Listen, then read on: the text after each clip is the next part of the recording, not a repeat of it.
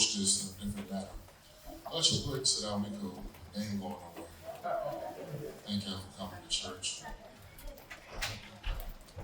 In the latter part of Mark chapter 4, well, let's go back to chapter 3. Jesus had chosen his disciples, took them to the mountain place, and there he would share with them. And going to these series of teaching in chapter 4, where he has a private moment with his disciples. And he's steady laying this groundwork of the seed and the seed of the gospel, and the sowing of the gospel, because these disciples will have to take this gospel and move it through all the world. Right. That the gospel story is a mobile message. The gospel that we share ought to have some wheels on it.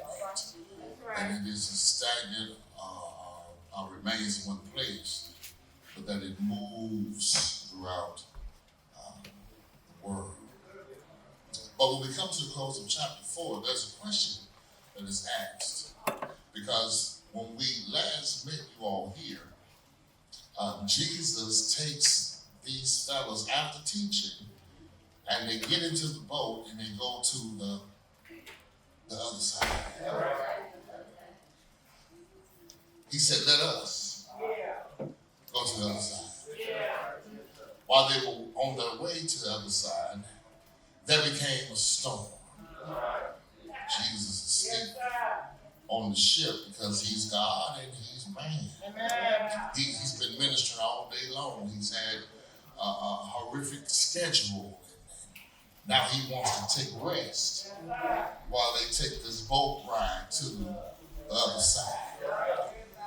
And we all know that these fishermen by trade were familiar with storms. However, this was a storm that they have never seen like this before. Jesus wakes up, doesn't address the question, because they asked the question, Master, do you care that we perish? He didn't respond to their question, but he responded to their problem by calling for peace to be still.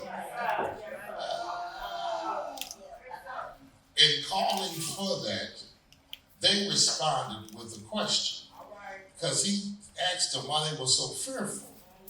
But these were the disciples said. They said, what manner of man is this? Or some of your translation says, who is this? That even the wind and the wave obey. So we get back to chapter 5. He said that they going into another area and they have reached the shoreline. But Jesus never answered them, and what manner of man is this? Because Jesus doesn't have to answer your questions. He can show you who he is So when they ask the question, what manner of man is this? In chapter 5, he's going to display what manner of man he is. Because in chapter 5, he's going to take on demons. In chapter 5, he's going to take on disease. In chapter 5, he's going to take on death. And what I love about this narrative is, it was never about Legion. It was never about the one with the issue of blood. It was never about Jairus and Jairus' daughter. It was all about the disciples, because if they're going to go and preach in his name, they need to know something about who they're preaching about. And Jesus just wasn't just a healer. He was more than that, than a healer. And so they had to preach what they had seen and what they had heard. So he had to put them in some situations so they would understand what manner of man that this is. As they reached the shoreline, there's a man that's been cutting himself with stones. They tried to bind him with clads and that of shackles, but his strength was so powerful because he's possessed by an unclean spirit, as the text says. And in his possession, his strength wasn't normal. And he's been tossed to the outskirts of time. He doesn't have fellowship with friends or loved ones. And he finds his home in the graveyard. Jesus steps off the boat. This demon-possessed man sees him. And he does this. He worships him. Wait a minute. The demoniac man is worshiping Jesus. William, the demoniac is doing what the disciples have yet to do. I've been in Dallas all week studying the Gospel of Mark. Listen, they have not worshiped yet. Deborah, Reverend Lewis, Reverend Dr. Deborah Lewis, they haven't worshiped yet. They've been walking with Jesus. They've seen the miracles. But the man who's been ostracized from the community in the graveyard with clads on his wrist sees Jesus and worships. He wasn't on the stormy sea. But he in the cemetery. He's pretty much the living dead that's in the dead situation. But when Jesus shows up, beyond his dead situation, he finds a need to worship. Now, what I love about this is, if we go back to Mark chapter 1, in Mark chapter 1, this is nothing new. Because in Mark chapter 1, Jesus is the guest preacher in the synagogue. And when Jesus is preaching, the words that he is preaching has an effect on a person that's in attendance. Y'all missed it. Okay? This man shows up to worship, and he didn't leave changed. But on this particular Sabbath day, Jesus shows up, and the teaching was so much that the man couldn't hold his peace. The man said, I know you are. You're the Holy One. You're the Son of God. Jesus said, shut up. He muzzled him and then called the unclean spirit to come out of him. Now watch this. The man is in worship and he begins to witness to the truth that Jesus is the Son of God. Those around him did not see it, but this demon man did. He said, shut up, because I don't want a witness from you. Yes, you know who I am, because we're in the midst of the spiritual warfare. And this demon has overtaken this man. And I know you can identify who I am, but your witness won't do me no good. But I need the ones who are around me to be the witness. Okay, y'all gonna catch on. So we go back to Mark chapter 5. This man that's been in the grave, he's cutting himself with stones. He's doing harm to himself. He's under spiritual warfare, and yet he falls at the feet of Jesus. A couple things I saw in the text, and the things I saw are this. The disciples asked the question, what manner of man is this? Okay? Jesus never responded to them, but he's going to show them. Okay? They get to the shoreline, this man is there, he's worshiping, he's falling down, he's worshiping. And Jesus said, what is your name? I need you to identify who you are, because I need to know who I'm talking to. And it wasn't because Jesus is omniscient. It isn't that he didn't know the man's name. But it was for the disciples to see what manner of man that he was. So the man said, my name is Legion, for we are many. We is one man saying we are many, overtaken by this legion of demonic spirits. Look at this word legion is a military term in the Roman era, which means that of thousands and thousands and thousands and thousands and thousands of a part of this army. However, this legion has been overtaken. So, Jesus had a conversation with him. Let's look at the text. Let's look at the text. I want y'all to say, Pastor Lion. I want y'all to see this. And when Jesus saw him from afar, verse 6, he ran and worshiped him. And he cried out with a loud voice and said, What have I to do with you, Jesus, Son of the Most High God?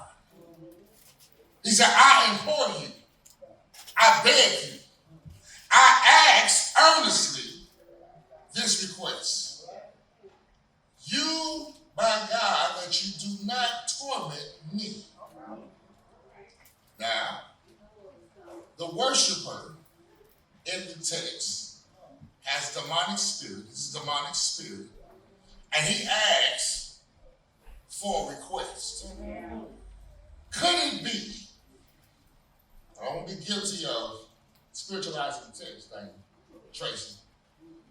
But could it be this demon understood that I know I don't have any power over him. So I'm going to ask him a request. Because the last demon that he cast out, we don't know what happened to him. Read your Bible. So, I'm going to ask a request. The demonic spirit asks a request of the Son of God. Lorraine, you looking at me like I'm crazy. The demonic spirit asks a request from the Son of God. Scooter, Darian, the demonic spirit asks a request from the Son of God. Wait a minute.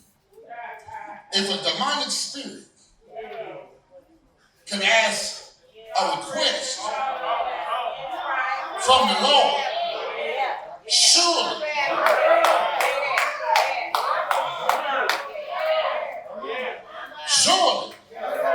he gonna hear it out of my request. Watch it. Jesus says, come out of the man, unclean spirit. Ask his name. We are legion. We are many. Then he begged him earnestly. Then they said, let us go into the smart. Wait a minute.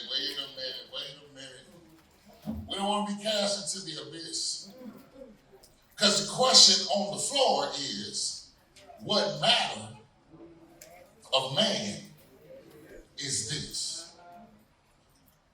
There are some experiences that we have to experience so Jesus can show us who he is.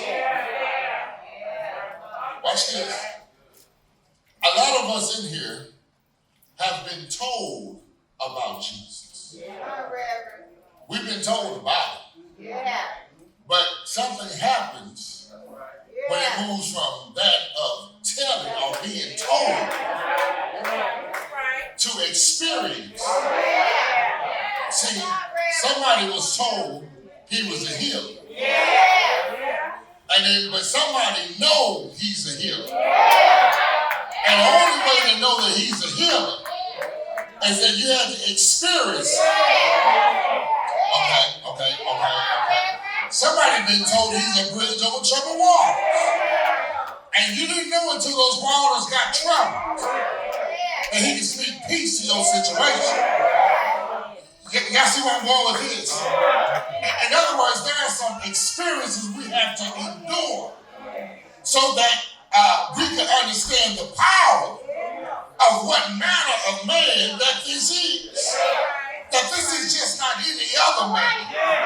This is not just a common man. But this is the God man, and Jesus is his name. I feel like closing now, but I can't. But I'm going to just say it like my daddy would say, Jesus, my heart fixer. I heard him tell me he was a heart fixer.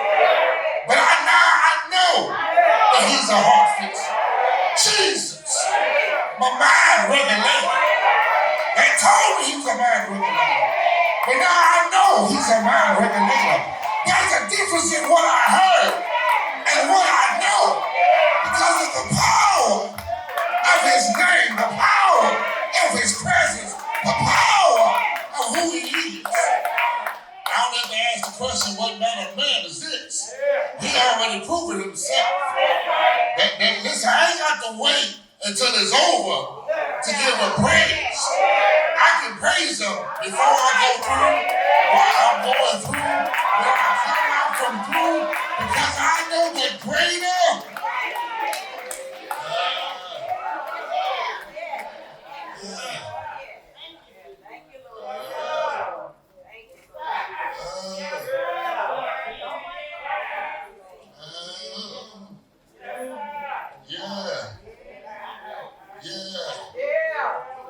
It is no secret.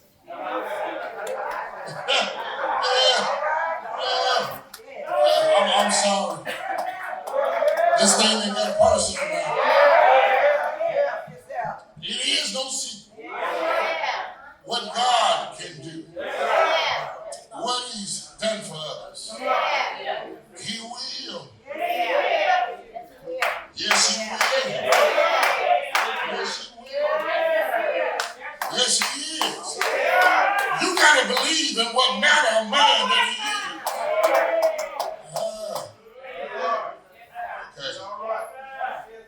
Okay, let me get back to the text at hand.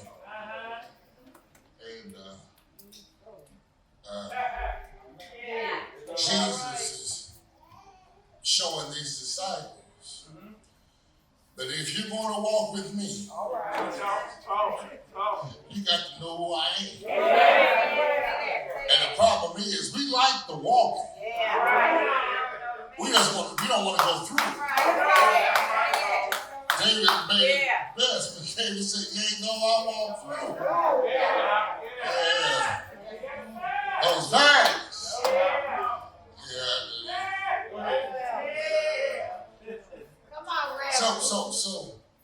So the swine, they get the demons and they run down the hill and they gonna drown.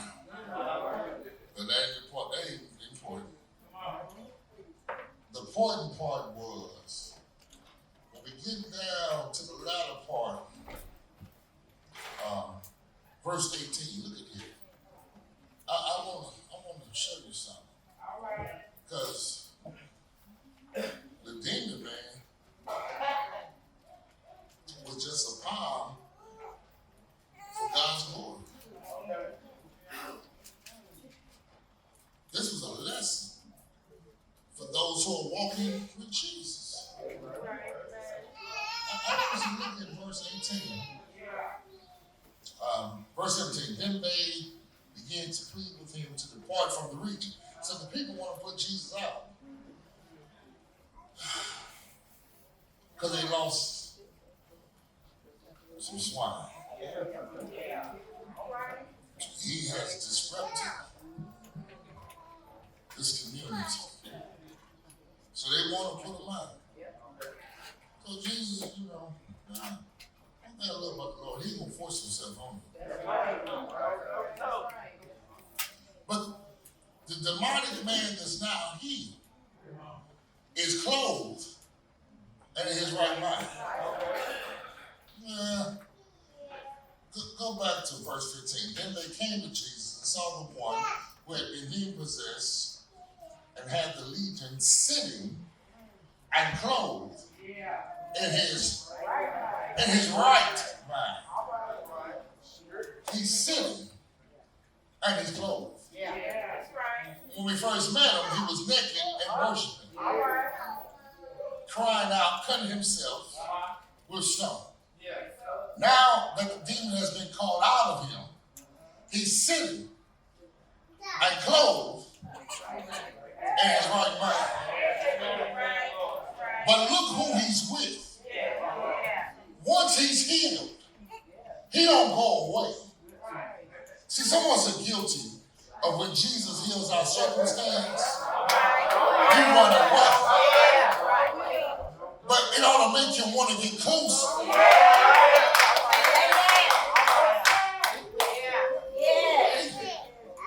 It makes me want to get closer. Not, but some people find the Lord in that moment.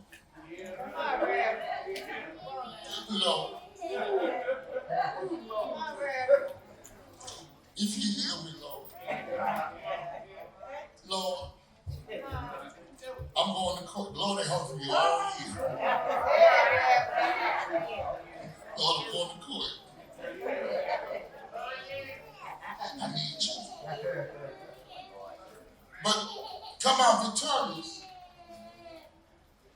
And people tend to stray. But this man is clothed in his right mind. Now watch this now. Now, we don't know how long he's been out here. Yeah, that's right. But he's with Jesus. Yeah.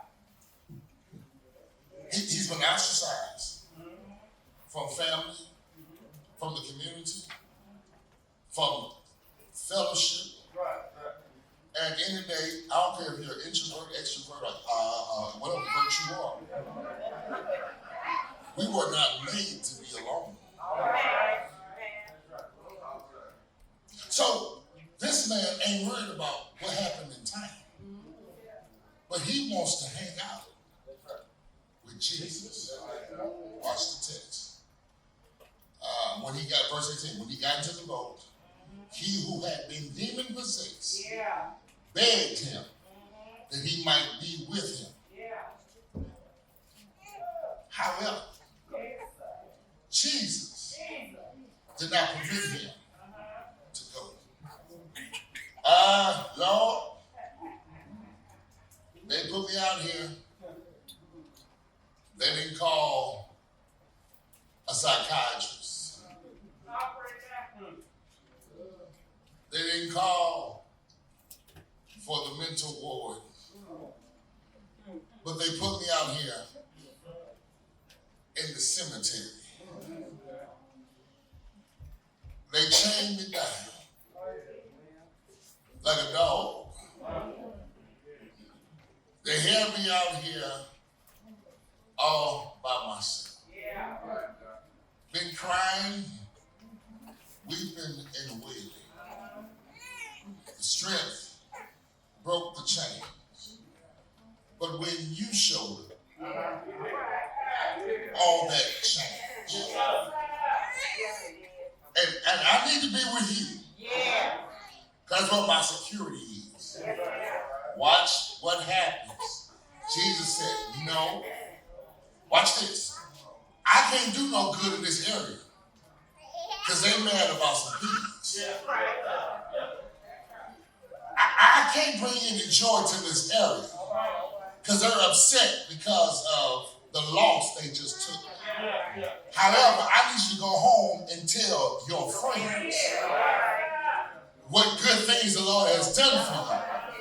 Now watch this. He's sending the man out after the man has an experience with him.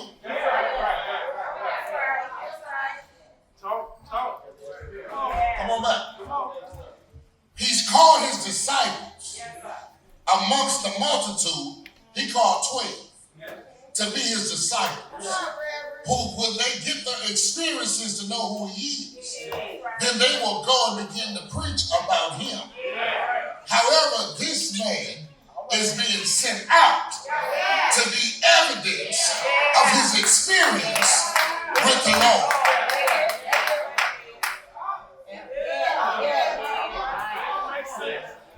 Okay, you don't get it? All of us in this room have the experience and have our own experience. See, I can't live off of daddy's experience because that was daddy's experience. So I need my own experience so that when I stand and declare and when I tell the truth on Jesus, I can do it without a shadow of a doubt. He said, go home. Tell your friends what good things the Lord has done for you and how he's had compassion on you. Well, the man said, go home. Now, the man, Mike, where you at? The man begins to go home. I like to use an old Baptist spiritual imagination. To my preachers, let me have this moment. Don't do this. Don't do this. But I'm going to do it today. Can't you see him? Walking. Mike, where you at, man? Come on. Walking. Yeah, I ain't hit the 47 weeks. Come on. He walking down the street. He's clothed. Come on, Reverend. And he in his right mind. That looked like the one that was bound in the cemetery. That looked like the one that was chained to the rock. That could not be him. That looked like the one who was crazy out of his mind. And he's walking through the town. Somebody said, what happened to you? I met a man named Jesus who called the demons out of me. But then there's a woman that the Jewish historian Josephus calls Veronica. And Veronica has an issue of blood that she's had for 12 long years. The text says, and when she heard about Jesus, now remember, she was ostracized too. She couldn't come into the community too because of her illness. But the text says, and when she heard about Jesus, remember Jesus told this demonic man to go home and tell your friends what good things the Lord has done for you. The woman said she heard about Jesus and said if I could just touch the hem of his garment. What have you seen? And what have you heard? And guess what? What you're holding on to just may be the testimony that somebody else needs to hear. Because they don't know that he can change you. But you got to show them that I've been changed. Yeah. I looked at my hands. My hands look new. Looked at my feet. And they did too. Something happened to me. There was a change that happened in my life when I met Jesus. Oh, what a change has come over me. Yeah. Do you know? Have you tried him? Ain't him all right? I said, ain't him all right? But then there's another man. There's a preacher by the name of Charles who has a daughter that's sick unto death. And he heard about Jesus. He said, Jesus, I need you to come to my house. When Jesus gets there, his daughter is dead. She dead. She dead. Matter of fact, they sent somebody to tell them don't bother Jesus no more because the girl is dead.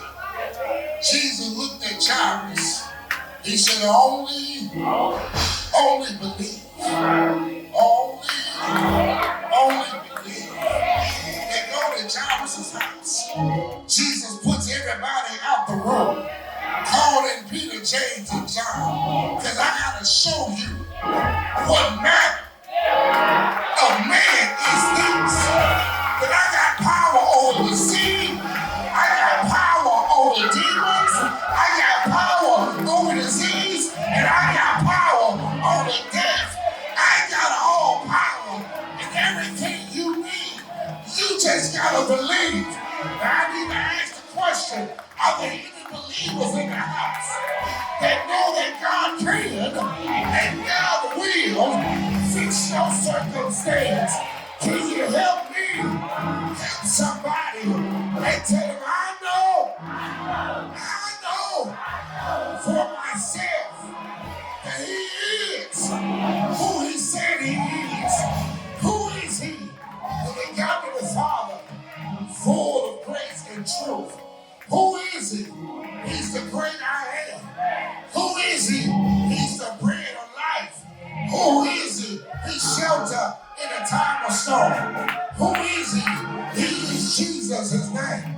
As He died one Friday, they put Him in the grave. But early, Saturday morning, He got up. I said He got up with all power. Somebody say all power. All power. All power.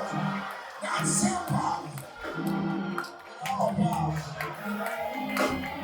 In His hands. Now.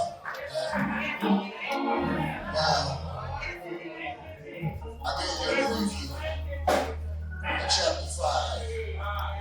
And we'll walk through the details of the rest of it. But Jesus doesn't answer the question verbally, but He shows what manner of man that I am. That not only sees on me, demons on me, disease on me, death on me, when I show up. So I want us to understand about walking with the Lord. Yes, Lord. Walking with the Lord doesn't mean things won't happen.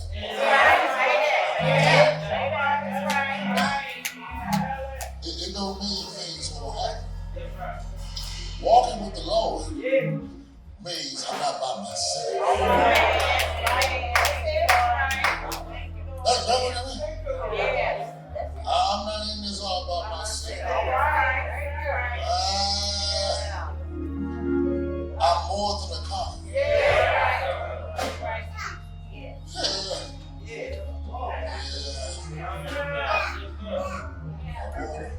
I want to do some more, but I don't want to scare you. You know what? The more He shows who He is, the more I want to worship Him. The more I get into His book and He reveals Himself through that of His word, and we call that special revelation. That's what they tell us in theology school, special revelation. And with that special revelation, He reveals Himself through nature. He reveals Himself through His word. But then He reveals Himself through personal experience.